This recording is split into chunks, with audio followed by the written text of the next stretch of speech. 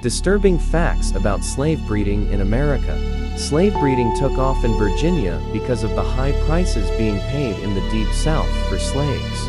On breeding farms, female slaves were forced to have as many children as possible. Breeding farms across Virginia consisted primarily of female slaves and their young children. Female slaves were valued based on their ability to produce children and were referred to as breeding stock and breeders. A relatively small number of male slaves were kept around for the purpose of keeping female slaves pregnant. Male slaves were valued based on their ability to impregnate female slaves and were referred to as bucks and studs. Once weaned, children would be taken away from their mothers and sold to plantations in the Deep South. These children sold for a higher price than adult slaves because of their potential. Virginia was the leading exporter of slaves in the United States. Virginia was known for tobacco, but its leading export was slaves. The invention of the cotton gin caused rapid growth in the cultivation of cotton in the Deep South. There was a growing demand for the South's raw cotton in the North and in Great Britain in order to produce cotton fabrics. Producing raw cotton, even with the availability of a cotton gin, is labor-intensive and requires slaves. In 1808, the prohibition on the importation of slaves from Africa caused a shortage of slaves in the Deep South. Virginia's slave owners determined that it was more profitable to export slaves to the Deep South, due to high prices, than grow tobacco. The prohibition increased the price of domestically bred slaves and made breeding farms very profitable. The city of Richmond, Virginia exported 10,000 to 20,000 domestically bred slaves per month to the Deep South. In total, millions of young slaves would be shipped from Richmond and Baltimore to the Deep South to spend the rest of their lives working on a cotton plantation. Beginning in 1662, Virginia's slave laws facilitated the practice of slave breeding by creating chattel slavery. The first African slaves to be introduced to North America arrived at Jamestown, Virginia, in 1619. Virginia would subsequently enact slave laws. The laws created what is called chattel slavery. In other words, slaves and their offspring were slaves for life and had no more rights than an ordinary farm animal. In 1662, Virginia enacted the enactment of hereditary slavery law, which made any child who was born of a slave mother a slave for life. In 1705, the Virginia slave codes allowed slave owners to do as they pleased with their slaves, even if it resulted in the death of a slave, without any repercussions. All slaves, including men, women, and children, could be severely punished, including torture, maiming, and sexual assault. Virginia's slave laws facilitated the practice of slave breeding by giving owners complete control over their slaves. President Thomas Jefferson practiced slave breeding on his Virginia plantation. Thomas Jefferson was the founding father who is most associated with the phrase in the Constitution, "All men are created equal." Nonetheless, Jefferson was a slave owner who owned as many as 600 slaves. In fact, Jefferson may have fathered as many as 6 children with a slave he owned named Sally Hemings. Thomas Jefferson referred to his female slaves as capital. "I consider a woman who brings a child every 2 years as more profitable than the best man of the farm," Jefferson remarked in 1820. "What she produces is an addition to the capital, while his labors disappear in mere consumption." In 1792, in a letter to President George Washington, Thomas Jefferson said he was making a 4% profit every year on the birth of black children.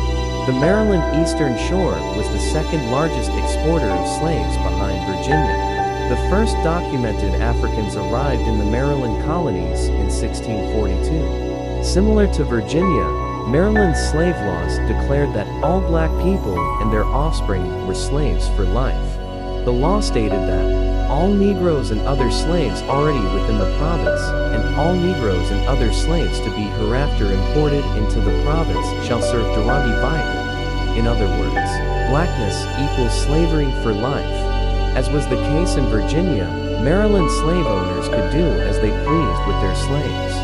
Slaves had no more rights than an ordinary farm animal. All slaves, including men, women, and children, could be severely punished, including torture, maiming, and sexual assault. Like the slave laws in Virginia, Maryland's slave laws facilitated slave breeding. The Maryland Eastern Shore exported more slaves than any other part of the country, except for Virginia. Slave women were subjected to rape, arranged marriages, forced matings, sexual violation by masters, their sons or overseers, and other forms of abuse. Systematic breeding of slaves often forced incest upon slave families. Slaves were given hoods or bags over their heads to keep them from knowing who they were having forced sex with. It could be someone they know, perhaps a niece, aunt, sister, or their own mother. There are also accounts of black boys and men being raped by their slave owners as a form of discipline and control. This was known as breaking the buck. Male slave owners used sexual assault to dominate, dehumanize, and emasculate male slaves. Female slaves were forced to have as many children as possible.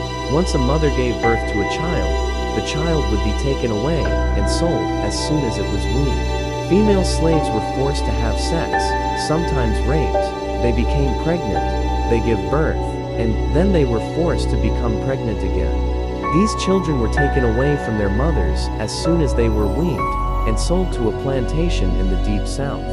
Mothers cried, screamed, and struggled to keep their children from being taken away. Virginia and Maryland exported millions of domestically bred slaves to the Deep South to work on cotton plantations.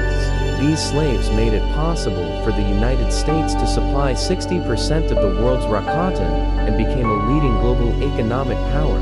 The invention of the cotton gin, along with millions of slaves shipped from Richmond and Baltimore, allowed the Deep South or Cotton Kingdom to become the most prosperous region in the nation by 1860.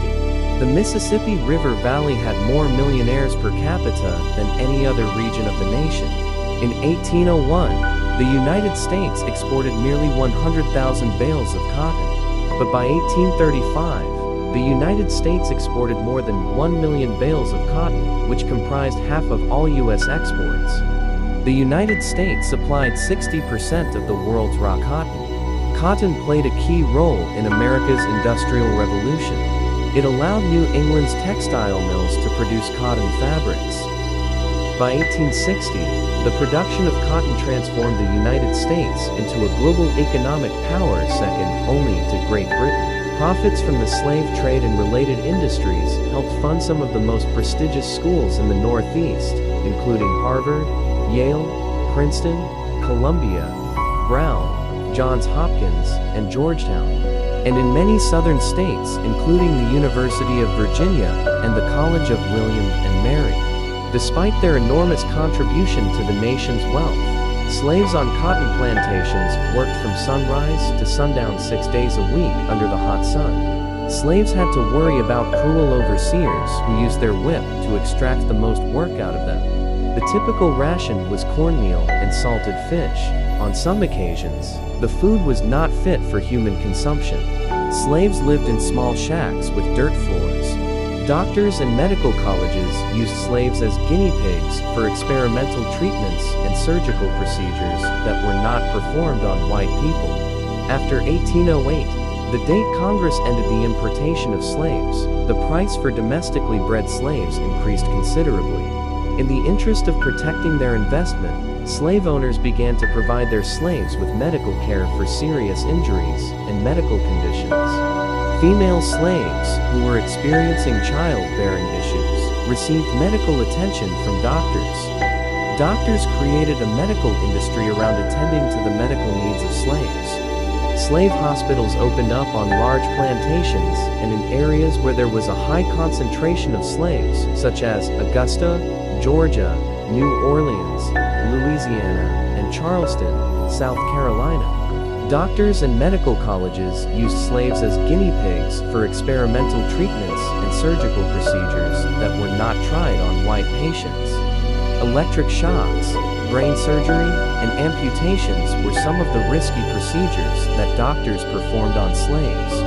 Surgeries were performed on slaves without anesthesia because it was believed that black people had a higher tolerance for pain than white people. Black patients were often tied down during surgery and fully awake.